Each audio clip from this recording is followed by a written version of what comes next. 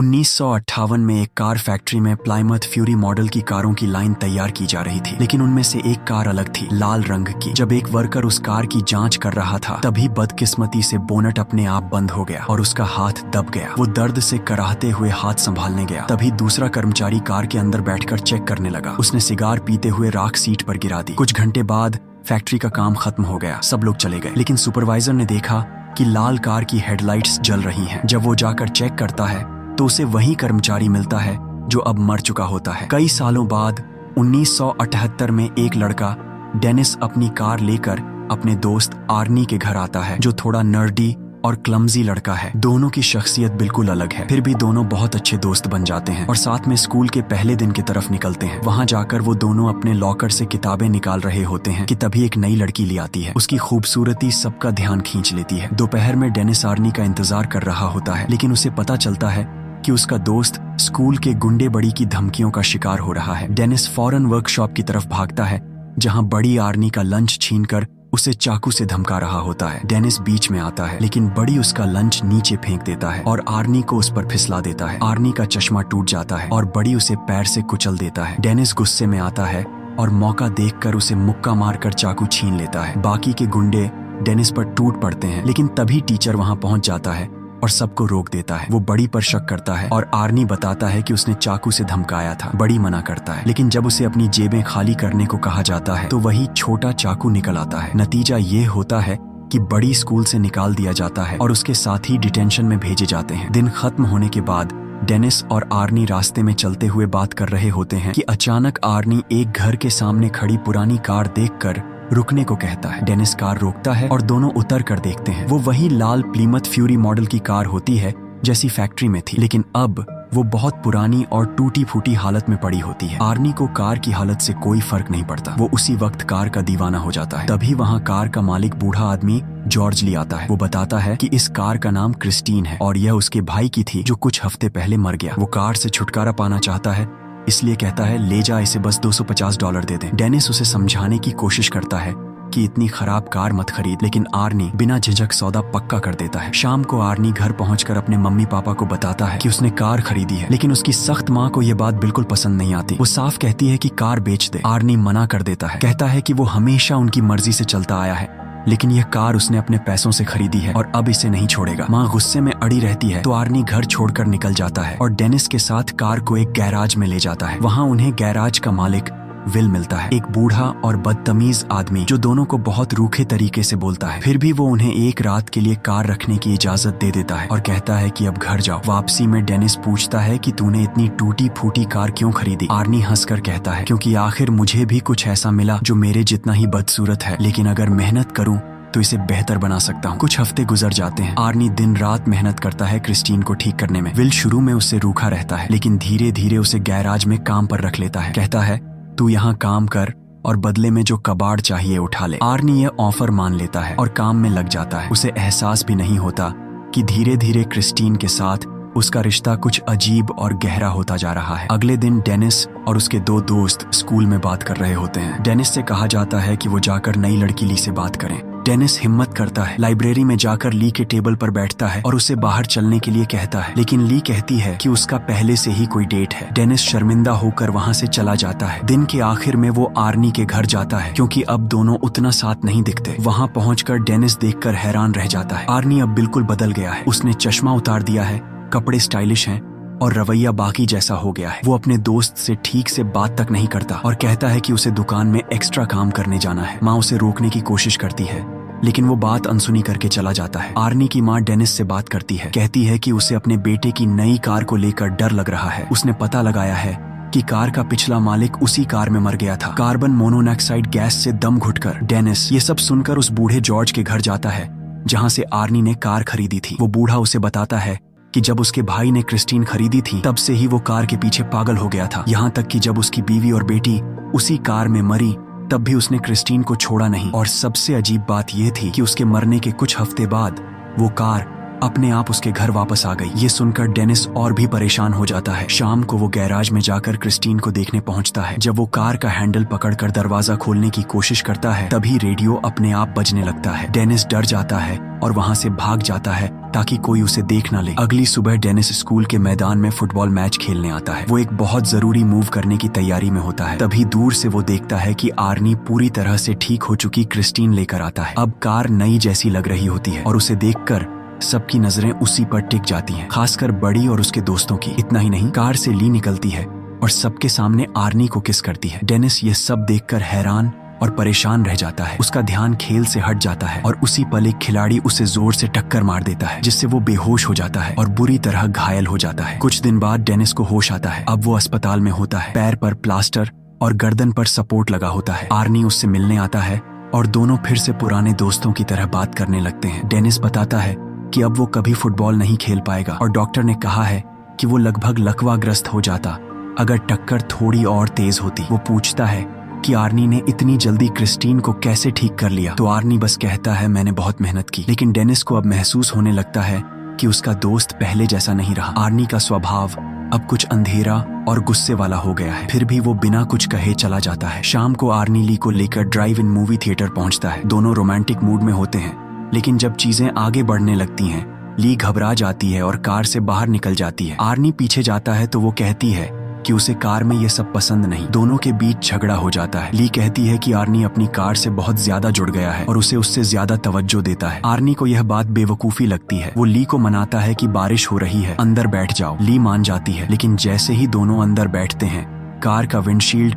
धुंधला हो जाता है और आर्नी बाहर उतरकर उसे ठीक करने जाता है। तभी ली कार के अंदर अकेली रह जाती है और कुछ खाने लगती है। तभी रेडियो अपने आप ऑन हो जाता है। फिर डैशबोर्ड से तेज रोशनी निकलती है और ली का दम घुटने लगता है, जैसे कोई उसे घोंट रहा हो। वो सांस लेने की कोशिश करती है लेकिन नहीं ले पाती। आर्नी दौड़कर आता है और दरवाजा खोलने की कोशिश करता है, लेकिन कार अपने आप अंदर से लॉक हो जाती है। आर्नी पूरी ताकत लगा देता है लेकिन दरवाजा नहीं खुलता। आखिरी वक्त में ली किसी तरह लॉक खींच लेती है और पास खड़े एक ड्राइवर उसकी मदद करके दरवाजा खोल देता है। आर्नी गुस्से में उस आदमी पर टूट पड़ता है, लेकिन वो तो बस ली का गला साफ कर रहा होता है ताकि वो बच जाए, और आखिरकार वो बच जाती है। इस अजीब हादसे के बाद आर्नी ली को घर छोड़ने जाता है, लेकिन ली अब उससे बात नहीं करना चाहती। आर्नी माफी मांगने की कोशिश करता है, लेकिन ली कहती है कि जो कुछ हुआ वो कार ने किया। उसे लगता है कि क्रिस्टीन आर्नी से जलती है, क्योंकि जब भी वो दोनों साथ होते हैं कुछ ना कुछ बुरा जरूर होता है। आर्नी इसे बेवकूफी मानता है और कहता है कि कल बात करेंगे। फिर वो वापस कार के पास जाता है, लेकिन इस बार कार बिल्कुल स्टार्ट नहीं होती। तभी आर्नी जैसे आदत से मजबूर होकर क्रिस्टीन से बात करने लगता है और कहता है कि ली के साथ जो हुआ उससे कुछ नहीं बदलेगा और क्रिस्टीन हमेशा उसकी कार रहेगी। ये बोलने के बाद जब वो दोबारा कोशिश करता है तो कार एकदम सही स्टार्ट हो जाती है। दोनों वापस गैराज पहुंचते हैं और आर्नी कार वहीं छोड़ देता है। लेकिन जैसे ही आर्नी वहां से निकलता है, बडी और उसके गुंडे छुपते हुए गैराज में घुस आते हैं। वो क्रिस्टीन के पास जाते हैं और बड़े हथौड़ों से कार को मार मार कर पूरी तरह तबाह कर देते हैं। एक गुंडा तो अंदर की सीटें तक फाड़ डालता है और रेडियो भी तोड़ देता है। अगले दिन आर्नी और ली दोबारा अच्छे से बात कर लेते हैं और दोनों साथ में गैराज जाते हैं ताकि आर्नी कार से अपना वॉलेट निकाल सके। लेकिन वहां पहुंचकर आर्नी का दिमाग सुन्न हो जाता है। क्रिस्टीन बिल्कुल बर्बाद हालत में पड़ी होती है। ली पूछती है कि ये किसने किया और वो आर्नी को संभालने की कोशिश करती है, लेकिन आर्नी गुस्से में फट पड़ता है और उसे वहां से निकल जाने को कह देता है। थोड़ी देर बाद डिनर के समय आर्नी अपने माता पिता को सब कुछ बताता है। वे उसे संभालने की कोशिश करते हैं और कहते हैं कि वे उसे नई कार दिला देंगे। लेकिन ये सुनकर आर्नी और गुस्से में आ जाता है, क्योंकि उसे लगता है कि उसके माता पिता भी ली की तरह क्रिस्टीन को कभी पसंद नहीं करते थे। वो उन्हें इस बात का भी दोष देता है कि अगर उन्होंने कार को घर के गैराज में खड़ा करने दिया होता तो ये सब ना होता। बहुत बुरी बातें कहने के बाद आर्नी गुस्से में खाना छोड़कर अपने कमरे में चला जाता है। उसके बाद उसका पिता कमरे में आता है और कहता है कि वह अपनी माँ से माफी मांगे, लेकिन आर्नी का रवैया और भी बुरा हो जाता है, जिससे उसके पिता को सख्ती करनी पड़ती है। पर आर्नी पलटकर अपने ही पिता पर हमला कर देता है और लगभग उनकी जान ले लेता है। कई घंटे बीत जाते हैं वो वापस वर्कशॉप आता है। फिर वो धीरे धीरे क्रिस्टीन के पास जाता है और कार के बोनट पर हाथ रखता है। वो बुदबुदाता है, चलो हम दोनों इसे ठीक कर देंगे, मैं और तुम। अचानक क्रिस्टीन के दरवाजे अपने आप क्लिक करके बंद हो जाते हैं। आर्नी मुस्कुराता है और बोलता है, ठीक है, दिखाओ मुझे, दिखाओ कि तुम अब भी जिंदा हो। जैसे ही वो ये कहता है, कार की बॉडी धीरे धीरे खुद ब खुद ठीक होने लगती है। डेंट्स गायब होने लगते हैं, शीशे अपनी जगह जुड़ जाते हैं, सीटें नई जैसी बन जाती हैं। आर्नी की आंखों में पागलपन और खुशी दोनों झलकते हैं। अब वो जान चुका है कि क्रिस्टीन कोई आम कार नहीं है, वो जिंदा है। कुछ समय बाद बड़ी के गुंडों में से एक मूची एक ट्रक से लिफ्ट लेकर हाईवे के पास उतरता है और अपनी राह चल देता है। तभी उसे दूर से कार के इंजन की आवाज सुनाई देती है। जैसे जैसे आवाज करीब आती है, वो क्रिस्टीन को अपनी तरफ आते हुए देखता है। क्रिस्टीन सड़क के बीच में आकर उसके सामने रुक जाती है। मूची डर जाता है और सोचता है कि अंदर आर्नी होगा, इसलिए डर डर कर अपने किए की सफाई देने लगता है। लेकिन अचानक कार अपनी हेडलाइट्स जला लेती है और पूरी स्पीड में उसकी तरफ दौड़ती है। मूची जान बचाकर भागता है और ठीक आखिरी सेकंड में साइड में कूदकर टकराने से बच जाता है। उसे लगता है कि वो कार से बच गया, लेकिन क्रिस्टीन तुरंत फिर पीछे से आ जाती है और उसका पीछा करने लगती है। वो भागते भागते एक पुराने वेयरहाउस वाले गेट से अंदर कूद जाता है और फिर एक तंग गली में दौड़ता है। लेकिन क्रिस्टीन धीरे धीरे जैसे खेल रही हो उसके पीछे उसी रास्ते से आती रहती है। आखिर में मूची एक ऐसे कोने में पहुंच जाता है जहां से निकलने का कोई रास्ता नहीं होता। क्रिस्टीन उसके ठीक सामने खड़ी रहती है, बस जैसे इंतजार कर रही हो। मूची जेब से छोटा चाकू निकालकर डराते हुए कहता है कि पीछे हटो, लेकिन क्रिस्टीन उस पर आगे बढ़ना शुरू कर देती है। गली इतनी पतली होने के बावजूद कार जबरदस्ती खुद को उसके अंदर घुसाती है और मूची को कुचल देती है। अगली सुबह आर्नी डेनिस के कमरे में आता है और उसे मूची की मौत के बारे में बताता है। डेनिस को ये सब बेहद संदिग्ध लगता है, खासकर ये कि क्रिस्टीन इतनी जल्दी पूरी तरह ठीक कैसे हो गई, जबकि उसे तो पूरी तरह तोड़ दिया गया था। लेकिन आर्नी इस बात को हल्के में लेते हुए वहां से निकल जाता है। जैसे ही वो बाहर आता है, डिटेक्टिव जेनकिंस उसे रोकता है। वो कहता है कि वो दो चीजों की जांच कर रहा है। पहला, क्रिस्टीन को किसने तहस नहस किया। दूसरा, मूची की मौत, जिसका शरीर बीच से फटा हुआ मिला है। आर्नी कहता है कि उसे हत्या के बारे में कुछ नहीं पता, लेकिन ये सुनकर कि मूची मर गया है वो खुश दिखता है। डिटेक्टिव को आर्नी पर और शक होने लगता है। वो बताता है कि उसने ली की गवाही भी सुनी है, जिसमें उसने क्रिस्टीन के अजीब बर्ताव और उसके अपने आप ठीक होने के बारे में बताया है। ये सब सुनकर आर्नी पूरी तरह गुस्से में आ जाता है और बिना कुछ बताए वहाँ से चला जाता है। थोड़ी देर बाद आर्नी ली को फोन करता है और उसे मिलने के लिए मनाने की कोशिश करता है, लेकिन लड़की साफ मना कर देती है। इससे आर्नी और भी ज्यादा गुस्से में आ जाता है। उधर एक कन्वीनियंस स्टोर पर बडी और उसका दोस्त डॉन कुछ ड्रिंक्स लेते हैं और रोड पर निकल जाते हैं। रास्ते में अचानक एक कार तेज लाइट्स के साथ उनके पीछे पड़ जाती है। बड़ी कार रोक कर देखना चाहता है कि कौन है, लेकिन तेज हेडलाइट्स की वजह से उसे कुछ दिखता नहीं। वो कार को रिवर्स करके पीछा छुड़ाने की कोशिश करता है, लेकिन सामने वाली कार भी वैसे ही रिवर्स करती है और तभी साफ हो जाता है कि वो क्रिस्टीन है। बड़ी चिढ़कर अपनी कार तेजी से भगाता है और एक गैस स्टेशन पहुंचता है जहां उसका दोस्त रिची काम करता है। बड़ी गाड़ी से उतरता है, लोहे की एक रॉड उठाता है और सामने वाले का सामना करने को तैयार हो जाता है। अचानक क्रिस्टीन तेज रफ्तार में आती है और बिना रुके बडी की कार में जोरदार टक्कर मारती है, जिससे गाड़ी का साइड पूरी तरह दब जाता है। बडी को शक होता है कि अंदर आर्नी ही है और वो उसे सामने आने की चुनौती देता है, लेकिन क्रिस्टीन फिर से बडी की कार पर चढ़ दौड़ती है और इस बार उसे धकेल कर वर्कशॉप के अंदर घुसा देती है। इस दौरान डॉन वर्कशॉप के अंदर ही था और कार धक्के से उसे दीवार पर जोर से पटक देती है। ऊपर से टूटी फूटी कार से पेट्रोल लीक होने लगता है और पेट्रोल बहते बहते रिची के पैरों तक पहुंच जाता है। कुछ ही सेकंड में बडी की कार में आग लग जाती है और पेट्रोल छूते ही पूरा गैराज धमाके के साथ फट जाता है। रिची भी उसी में खत्म हो जाता है। ये सब देखकर बडी भागने लगता है, लेकिन वहीं से क्रिस्टीन आग में लिपटी बाहर निकलती है और आखिरी शिकार का पीछा शुरू कर देती है। सुनसान अंधेरी सड़क पर जलती हुई क्रिस्टीन बडी को देखते हुए धीरे धीरे आगे बढ़ती है। आखिर में वो बडी को कुचल देती है और उसका जला हुआ शरीर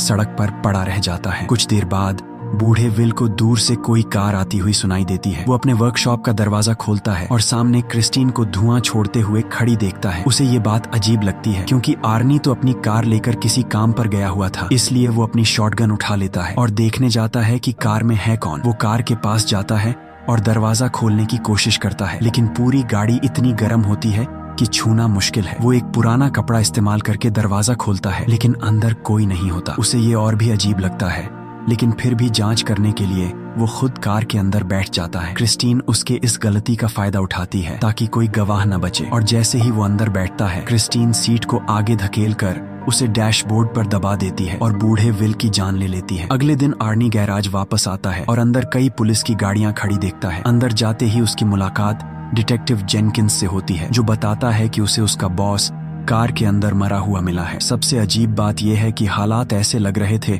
जैसे उसने खुद अपनी जान ले ली हो, क्योंकि उसकी बंदूक भी उसी के साथ कार में थी। ये सुनकर आर्नी कहता है कि उसे नहीं पता क्या हुआ होगा, लेकिन उसे पूरा शक है कि ये क्रिस्टीन का ही किया धरा है, जो फिर एकदम ठीक ठाक हालत में खड़ी होती है। उधर डेनिस घर पहुंचता है और उसे ली का फोन आता है। ली उससे मिलने आती है और बताती है कि उसे शक है कि वो कार किसी तरह आर्नी को कंट्रोल कर रही है, जिससे वो अजीब, गुस्से वाला और खतरनाक बर्ताव कर रहा है। डेनिस मानने को तैयार नहीं होता कि उसका दोस्त कुछ गलत कर सकता है, लेकिन अगर सच में कार उसका दिमाग कंट्रोल कर रही है तो फिर क्रिस्टीन को खत्म करना पड़ेगा। बात खत्म होकर ली बाहर जाती है, लेकिन कुछ ही सेकंड बाद आर्नी क्रिस्टीन के साथ वहां पहुंच जाता है। वो डेनिस को बोलता है कि चलो ड्राइव पर चलते हैं, लेकिन आर्नी का बर्ताव फिर से बहुत अजीब होता है। रास्ते में वो जरूरत से ज्यादा पीने लगता है, स्पीड लिमिट तोड़ देता है और एक मौके पर तो दोनों हाथ स्टीयरिंग से हटाकर कार को खुद ब खुद चलने देता है। ये देखकर डेनिस घबरा जाता है और उसे वही बात दोहराता है कि अब कार पर उसका कंट्रोल नहीं रहा, लेकिन सुनने के बजाय आर्नी उसे धमकी भरे अंदाज में कहता है कि क्रिस्टीन के सामने अब कोई कुछ नहीं रोक सकता, कोई भी नहीं। ये साबित करने के लिए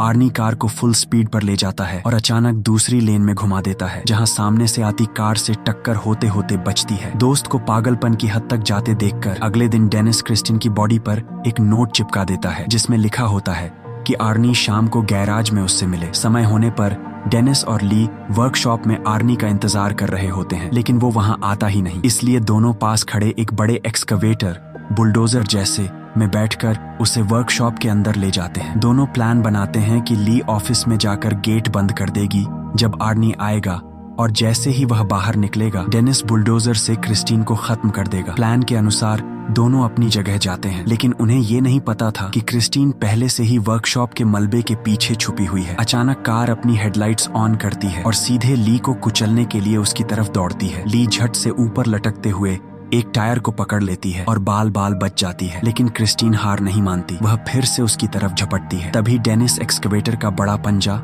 क्लॉ आगे कर देता है और क्रिस्टीन टकराने से रुक जाती है। क्रिस्टीन पीछे हटकर वर्कशॉप के दूसरे कोने में चली जाती है और डेनिस भी ट्रैक्टर को दूसरी तरफ ले जाता है। जब दोनों आमने सामने खड़े होते हैं तब पता चलता है कि क्रिस्टीन अकेले नहीं चल रही, उसे आर्नी चला रहा है, जो अब पूरी तरह उसके कंट्रोल में है। अचानक क्रिस्टीन अपनी हेडलाइट्स ऑन करती है और देखते ही देखते पूरी तरह खुद को रिपेयर कर लेती है। उधर डेनिस का एक्सकवेटर भी अचानक बंद पड़ जाता है और वो उसे दोबारा स्टार्ट करने में लगा रहता है। इसी बीच क्रिस्टीन तेजी से ऑफिस की तरफ बढ़ती है ताकि ली को हमेशा के लिए खत्म कर दे। वो ऑफिस की हर चीज तोड़ते हुए अंदर घुसती है, लेकिन ली को मारने के बजाय झटका इतना तेज होता है कि आर्नी खुद विंडशील्ड तोड़कर बाहर जा गिरता है। ली दौड़कर उसके पास पहुंचती है, तभी आर्नी अचानक हिलकर उसे डराता है और उसे पकड़ लेता है, लेकिन उसके शरीर में कांच की बड़ी शीशे की काट लगी होती है और वह बुरी तरह घायल है। आखिरी सांसों में आर्नी अपनी प्यारी क्रिस्टीन को छूने की कोशिश करता है, लेकिन चोटों के कारण वहीं मर जाता है और क्रिस्टीन बस बेबस खड़ी देखती रहती है। ली डर कर भागती है, लेकिन क्रिस्टीन बदले की आखिरी कोशिश में रिवर्स मारकर उसे कुचलने की कोशिश करती है। आखिरी पल में ली साइड हट जाती है और क्रिस्टीन एक बड़ी लोहे की कॉलम में फंस जाती है। डेनिस ये मौका पकड़ता है, वह एक्सकवेटर दोबारा चालू करता है और पूरी ताकत से क्रिस्टीन पर चला देता है। जोरदार टक्कर लगती है, लेकिन कार अभी भी पीछे हटती है और भागने की कोशिश करती है। क्रिस्टीन ली की तरफ बढ़ती है, लेकिन डेनिस एक्सकवेटर का पंजा पीछे से मारकर कार को आर पार छेद देता है। इस वार से क्रिस्टीन की ताकत टूटने लगती है और वो लगभग अचल हो जाती है। ली भागकर डेनिस तक पहुंचती है, लेकिन तभी क्रिस्टीन फिर से चालू होने लगती है और खुद को दोबारा जोड़ने की कोशिश करती है। इस बार डेनिस आखिरी फैसला लेता है। वह बुलडोजर को स्टार्ट करता है और पूरी ताकत से क्रिस्टीन को कुचल देता है। क्रिस्टीन बचने की बहुत कोशिश करती है, लेकिन आखिर में पूरी तरह चूर चूर हो जाती है। लड़ाई आखिरकार खत्म हो जाती है। अगले दिन डेनिस और ली डिटेक्टिव जेंकिंस के साथ एक कबाड़ खाने जंक यार्ड में मिलते हैं। वहां उन्हें क्रिस्टीन पूरी तरह दबाकर छोटे से लोहे के टुकड़े में बदली हुई मिलती है। ऐसा लगता है कि अब खतरा पूरी तरह खत्म हो गया है, लेकिन तभी तीनों को वही तरह का गाना सुनाई देता है जैसा क्रिस्टीन अपनी रेडियो पर बजाया करती थी। थोड़ी देर के लिए सब डर जाते हैं, लेकिन राहत की बात यह थी कि वो बस कबाड़खाने का एक वर्कर था जो अपने स्टेरियो पर गाना चला रहा था। आखिर में तीनों वहां से निकल जाते हैं, लेकिन उन्हें ये पता नहीं चलता कि क्रिस्टीन का एक छोटा सा पुर्जा धीरे धीरे हिलने लगता है, ये साबित करते हुए कि वो शैतानी कार अभी भी जिंदा है। तो आपको ये मूवी कैसी लगी नीचे कमेंट में बताइए।